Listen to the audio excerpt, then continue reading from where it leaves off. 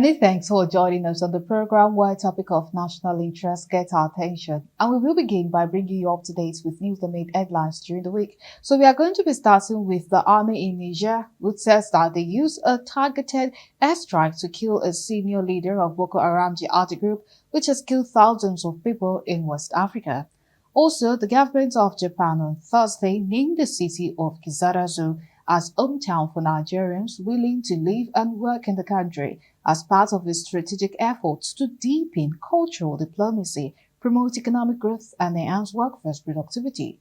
Also, the Federal Ministry of Environment predicted possible flooding in 7 states and 25 locations across Nigeria. The ministry, in its flood alert, warned that heavy rainfall expected between August 23 and 24 could lead to flooding in the listed areas. And also, Olubadan designate Oba Rashidi Ladoja will on Friday, September 26, 2025, ascend the throne as the 44th Olubadan of Ibadan at the coronation ceremony scheduled for the historic Mapo Hall. And other stories that get our attention today. Governor Monday Okwebolo of Edo State cleared medical bill of Miss Elizabeth Obi, an accident victim who was hit by Dangote truck in Auchi. This followed an advocacy made by controversial social media critic and influencer Martin Vincent Ose, popularly known as Very Dark Man, concerning the case of the 22-year-old final year student involved in the accident on social media. These and many more get our attention today. It is indeed my pleasure to welcome you to today's episode of Firecrackers. My name is Iriba Mistalako, and I have with me here in the studio Dr. Yemi Omodele, a law practitioner. Thank you so much for being here with us today. I say happy last Sunday of the month of August. Listeners and viewers at home, we are here today to say one or two things about issues that bring about peace and tranquility in Nigeria. Yes, definitely. So before we start discussing this issue of road safety, what is the role of citizen and government? Let us first of all go on a break and let us look at FRSC commencing special operation against overloading on Nigerian road. When we come back, discussions on that will continue. To stay with us. We are glad to have you back. If you're just joining us, this is Firecrackers and we're just about to get started. And we're talking about road safety, role of citizens and government. And this is in light in what has been occurring continuously in Edo State, where trailer trucks, especially of a particular company, has always been eating people on that area with little to no responsibility. And we had the social media influencer, popularly known as Very Dark Man, going to the area and mounting roadblocks, stopping these trucks and trailers from moving. So we want to look at that development. So I'm going to be starting with this question. How do you even see the issue of going to the road side, blocking the road and preventing this trailer from plying the normal road? You see, Nigeria and Nigerians are distinct set of human beings and nation. We all are aware that majority of our roads in Nigeria, whether in the north and the south and west, they are not motorable. They are not in good shape. And that suffices to say that our government has not lived up to expectation. And that is the primary cause of accident here and there. I think to tar other road users from going about their normal business is not too fair. But in order to put the government into challenge, to tell the government that what the government is doing is not fair, to tell government that our roads are bad, to make sure that government is forced to an action, doing that for a limited period, it may not be out of place. But I want to say with all due respect that whatever affects one person on the road affects everybody. Now, a route or a road being plied by thousands of commuters daily, any hitch on that road will definitely affect a lot of persons, whether you in person or your relation. So I think what has been done has been done. But I will personally call on the government to live up to the expectation by fixing our road into motorable ones. Then you see, let me see one thing. Our law enforcement agencies are also to be paid.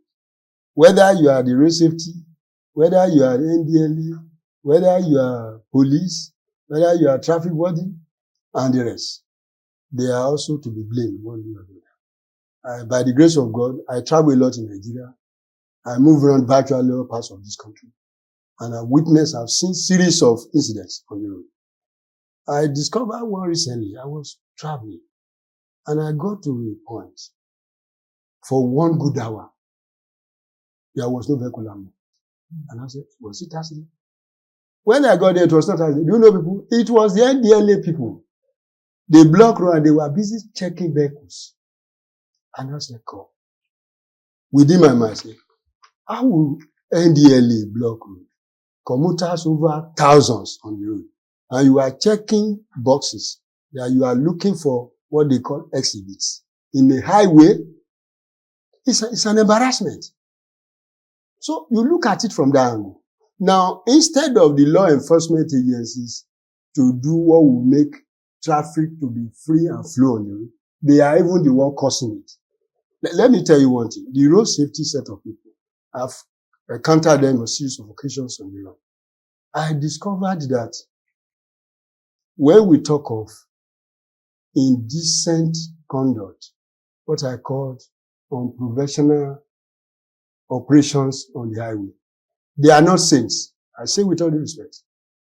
Situation whereby vehicle, whether goods wagon or car or the rest, are on the road. Your primary duty of being on that road is to save life and property. Is to make sure that the commuters, they get to the destination they are going to. It's not for you to be there to amass wealth for yourselves. It is rather unfair.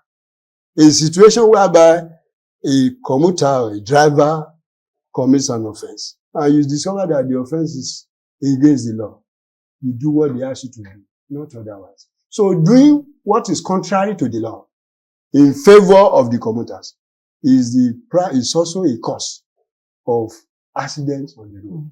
Like now, there was a year or a day, I was traveling with my car all the way to somewhere between Ekiti State and Kwara State. And I got to a point, the road safety officer said, park at about 4 p.m. And I need to get to where I'm going to. I parked. He said, driver license, I gave it to him. He said, this one, I gave it to him. He checked everything. He now looked at my tire. He said, my tire has expired. I said, this tire has expired. He said, sorry, sir. How many years? He mentioned. And now I said, but my tire still has like 2 years. I said, I bought it brand new. He said, no. He said, you have to cut it. I said, no, come. There is limitation to madness. These tires you see here, I bought it in September. We are in March. And then look at the year of production. I'm still within the period of 5 years you mentioned. He said, yes. I said, okay, what is the essence? He was giving a kind of communication that I was okay. I said, no, I don't do that. Don't disturb, I'm going. So later on, one of the officers now can say, what happened? And I said, okay, you can go. You see, that is what we are saying. The body language he was giving, I'm not in that line, and I don't do that. I know the body language. But I would say that whether the traffic warden, whether police officer, whether road safety, NDLA, and some of the paramilitary, their bosses should try to educate them on our highways. They needed to be trained and retrained because what they put at the back of their mind to go to highways is not what they are doing. What they are trained is not what they are doing. And that must have resulted in a series of accidents. Look at that express road you are mentioning that accident do occur in somewhere in our neighboring state, what I call Edo State, where I think there are police officers in that state, and that affected the government, and that community. And I believe road safety will also be there. What are they doing? Even though the road is not too good, that does not mean that if the officers are on the road, it will definitely create fear in the mind of the careless drivers. Then they will be able to go at a low pace. Why can't they do that? before the government will come to rescue. But a situation whereby you sit in your office, you'll be watching what they call African magic. Then when accident happens, the phone call come, then you now quickly rush to that scene, then you started controlling. That is making announcement after a defeat. Okay, So that is not fair. Some people are saying that perhaps accusation fingers should be pointed at companies who also hire unprofessional drivers without driver's license. So sometimes we know that some people lie their way into a job. Some might even provide fake driver's license or certificate to show that okay, they are qualified or not qualified for the particular job they are being employed into. So who do we blame now? Is it the drivers who come to work under false pretense, or the company that hire them not doing enough investigation? Or could we even blame the road safety personnel too for not doing adequate assignments on users of the road, and especially for these big companies that if accidents are always happening with their vehicles, who should we blame exactly? You see, I need to clarify certain things. When it comes to companies, I've handled several cases in that scenario. And I discovered that some of those companies, you see their stickers being pasted on some goose wagon. The company only gave them what they call franchise. The companies may not be the owners of those vehicles. It is only franchise. Now, when you see AYZ company vehicle had accident, by the time you go in depth into it, you discover that that vehicle does not even belong to that company. It is their franchise being sold. So in that wise, will you blame the company? In that wise, it is not the company that recruited the driver. That is number one. Number two, now, it also boiled down on our law enforcement. There was a year I was driving between Ibadan and Ogbomoso on the express. All of a sudden, a petrol tanker passed by on a high speed. So, I said, God, this time I was driving. Fortunately, in the next T-junction, there were some road safety officials there. I think they asked the boy to park. He parked. He came down. When I look at that boy, he said cannot be more than 70. I look at him. They were interrogating him. Then I parked just to ease myself. And I was listening to their conversation. He was busy speaking the northern language. So when he was speaking, communicating with them, they were communicating. I discovered that boy had no driver license. After much talk, they asked him to go.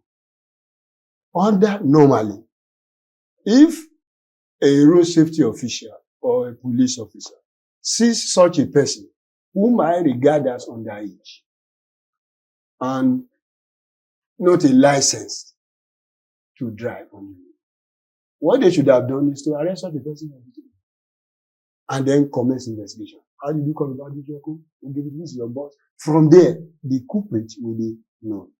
But it was not done. They must have taken what they usually take from there.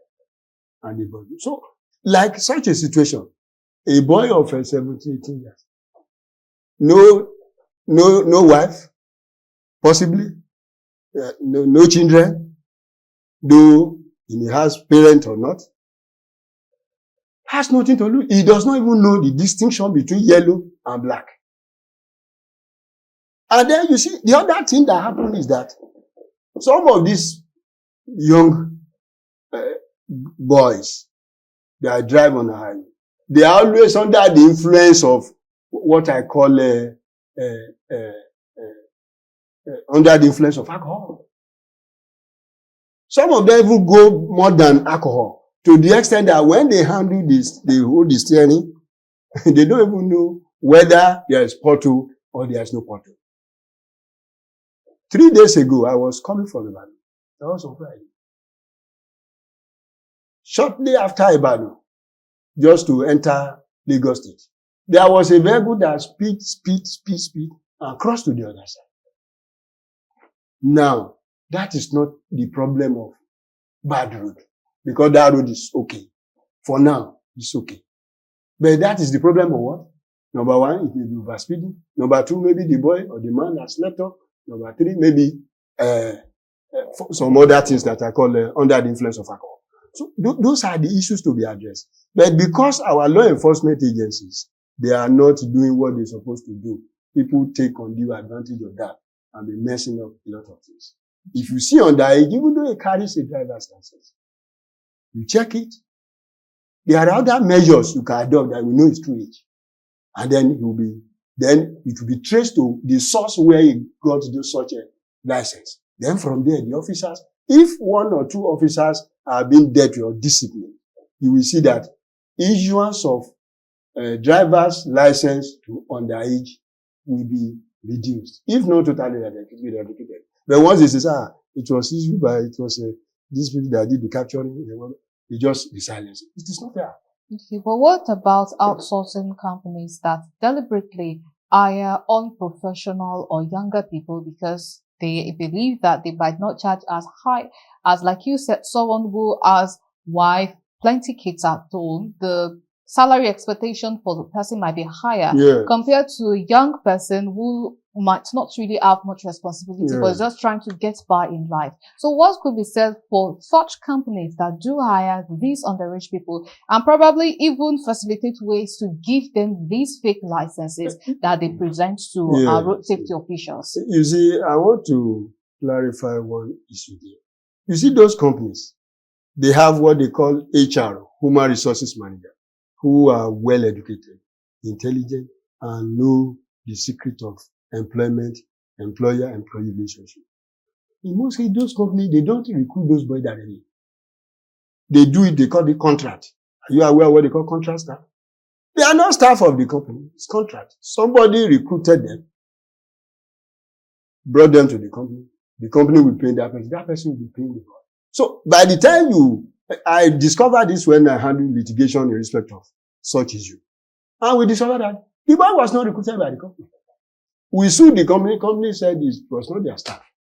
Where is your letter of appointment? No letter, nothing. So in such a situation, you cannot link it. You may find it difficult to link it with the company. However, our labor law needs to be what I call upgraded.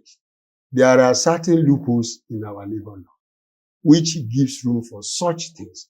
Now, for instance, how will somebody be working with somebody? No, forget about underage. For 25 years. And such a worker is still what they call contract staff. It's so hard. 25 years and you are calling contract staff. No leave. No leave bonus. No promotion. But there is cycle where necessary. So that is the loop. That is one of the loopholes in our labor law. So our labor law also needs to be overhauled in order to resolve all these problems. If our labor law is overhauled, you will see that area is corrected. Then our law enforcement agent is properly handled. That one is taken care of. Number three, then we now monitor our system. Then the government will stand alert. Our road must be motorable. Simple as ABC. Okay, so while talking to a government official, one of the things that they said is sometimes people themselves also contribute to issues of road safety, because according to this person, he said that if there is pothole on a particular road, the government side is not everywhere. Even for a local government chairman, it's not all the road in his local government that he will be applying every day. So he said what citizens could do to better their lives, ensure that the infrastructure is well maintained, is when they see these potholes, they should take pictures of it or report to the nearest local government offices. And then he said that they usually take these things up and they often fix it. But in situations where we find accidents happening, and sometimes even the state governor is not even aware of it unless it is generating so much traction on social media or everyone is talking about it, that's time that some of this information got to the government. Because for this one in Edo State, if not for the influencer that really took the case up, and because of the personality that was involved, Then we saw the governor after that going to the hospital to look at the victim. So could we perhaps tax citizens themselves on reporting these issues? Because according to what people living in that area is saying, it's not the first, it's not the second, it's not the third time accidents will be happening. But then government is not really doing anything decisive about it. So could it be that the citizens perhaps are not reporting it enough, or the government is just turning blind eye to their problem? Well, the citizens, we have a role to play as well. Doing that is not out of place. I think I've done similar thing before. Between Ilesha Akure Road, while heading towards Ile-Ife, I saw something similar, I did it. It's good. But let me tell you, for all these political office holders, if you send video or message to them, go and check it for the next 3 weeks. It will never be open. Except if they see maybe it was sent by one of their paddy who they have his or her phone number. They may open it. But if it is a strange number, in fact, some delete it. I'm saying this with all due respect. If you send message to them, all of them from level 0 to level Z, all of them, they behave the same way. They will never open such message. Some will even delete it. Then that is one way. Another way is that some of them, their phones are not with them. They are with what they call the personal assistant or SC. Those ones handle the phone. Where they say, Tali, you do this one, you delete it. They ignore it. So that one is not too okay. But you see, I would rather suggest that if such, as a road user, you see such incident, you can maybe forward it to the media houses. Maybe forward it to Galaxy or to newspaper publication or all these. Those ones may now make it to go on there. Then by then, the governor may hear, the commissioner may hear, the persons who have refused to open his WhatsApp message may hear, and then they may swing direction. But I can tell you, I say this with all due respect, I don't have any affinity with anybody whatsoever. You see, I discovered one thing in Lagos State. If you pass through a route and there is pothole there, causing traffic maybe 2-3 days, I discovered that within 3, 4, 5 days, you will see is the public work department they will come. At times they work at midnight, at times 11 p.m. In fact, I've seen them working 2 a.m. I think that is encouraging in Lagos. They are trying in that area. And you see the pothole will be fixed. Though they may fix it 3 days after, you may see the thing may come back. But at least they are doing that. So I think other states of the Federation should emulate that. It is not out of place. Let me tell you, some of these, our governors or councillor or chairman, it is not to stay inside AC and be talking stories there. You need to do what we call feasibility study. You need to create a particular day, particular hours to move around yourself. Don't believe on all these commissioners and advisors. Some of them are telling you white lies. Move around. It is not out of place when you come down from Robeko. You trek from Male, you trek to Ikeja under bridge. You see 1 or 2 things, you go to Ekodo. You see things there. Then maybe you are in Abeokuta. You come down from Saliake, you trek towards the upper side there. You will see what is happening. Even during the rainy season. If you want to know how erosion is worrying people, you can know how erosion distorts during dry season. You know it during rainy season. You come down, carry your umbrella, your lieutenants will follow you. Check around. From there, you'll be able to make some corrections.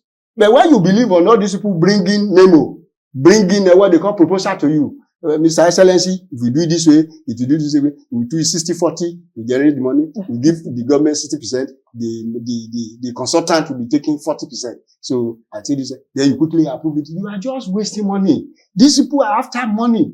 They are not after progress of the citizens. But if you go on site, I think I watched a clip in Ekiti State. I'm sorry to say this. The present governor of Ekiti State went for a particular burial of an elder statue. And after the burial, he came out. And I think the community people directed his attention to an erosion disturbing the area. I saw it in the clip. The man came down from his vehicle and went there straight and look at it and look at that. Called the commissioner. Is the commissioner for what? I said, see me in the office tomorrow. This issue must be addressed. That is a good place. That is how person should behave. Not that you stay inside vehicle, tinted glasses, you cannot even see what is outside. People outside cannot even see you. For what? So that it doesn't make a sense. These are the people that voted for you. You use some of them as mercenaries, and you get to that office. At the end of the day, you are not doing anything. All you do is just, you only see your face in television. Then we hear your story in history. It is not fair. Interact with them. After maybe your 4 years, or to God be the glory, 8 years, you will still come back and meet these people. Then when you come back, what will you do? I had an encounter with a governor then. The governor is late now. I went for a visit on an issue, and we are discussing. And he told me, he said, come. He said, do you know that if I leave this office, I'm going back to work? I said, yes, sir. He said, don't you think I should go? I said, Your Excellency, he said, don't worry, I'm going to do project there. The project demanded there, I won't mention it. But what demanded there, that is the only thing people are referring to in that community to today, to remember. It's late. Why can't you do this in Latin? All you do is just to collect security votes. Security vote is not for your family.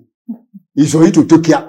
When you talk of free flow of vehicle in a state, it is part of security, with due respect. Definitely. It's part of it. So, but they collect, they say, spending. That is not, things are not done, just are not done that way. And that is why people are now saying the governors, they are the problems of the citizens. Because what is being allocated to them is not what they are spending. They are just wasting their money. So I say with due respect that for the governor to have been there to commiserate with them and probably upset the B, well, it's one way good, though not too excellent. But the issue of the problem on that road be adequately addressed. Let me tell you something. You see, all these people attacking, whether armed robber, whether kidnapper, do you know what they do? They always hide in a place where there's pothole. But if the road is smooth, they don't burn them well. You want to come and stay at the middle of the road? When a trailer is coming, you can't do that. But when the road is not motorable, you have to match your brake. In the process of matching your brake, other vehicles coming at your back, they will also match brake. Before you know, they will jump in front. And then they will start attacking people. That is the cause of problem. So, our government is to be held responsible for all these issues. And our law enforcement agents should do what the law says. They took what they call zero top office. Comply with it. Don't let us be suffering unnecessarily. Yes. Look at it now. From Shagamu interchange towards Ijebu-Ode, the government is trying to fix that road. I can tell you, there was a day I spent 7 hours on the traffic on that road. 7 good hours I was on that road. I didn't get to Lagos until 12 midnight that day. Why? Because the law enforcement agencies were not on the road to control the diversion of traffic in that road. None of them was on the road. The road just blocked. Only God brought good Samaritan who were motorists, and then they tried to man the system before all of us to leave the place. So that does not speak well of the government of that state, with respect, and doesn't speak well of the law enforcement agencies within that place. It's unfair. If you pass through that area today, you may still experience it. If the government is fixing road, then there is bound to be diversion of road. Then what is the work of the law enforcement agents? Are they not to be there? Are they not being paid for it? And they will say, we are working, we are working. They will only show story of where they are favorable. They will never go to the other side. It's unfair. All right. So that is it. Thank you so much. Our government should do the needful, with due respect. Yes, definitely. Now we have to move on to our next topic. That is line between law enforcement and human rights abuses. We've been having one too many cases of this scenario where why law enforcement officers are trying to carry out their duties, where there's this fine line. Are they carrying out their duties, or are they abusing the human rights of the citizens involved? Well, let us go on this break, and when we come back, this is our next topic. Do stay with us.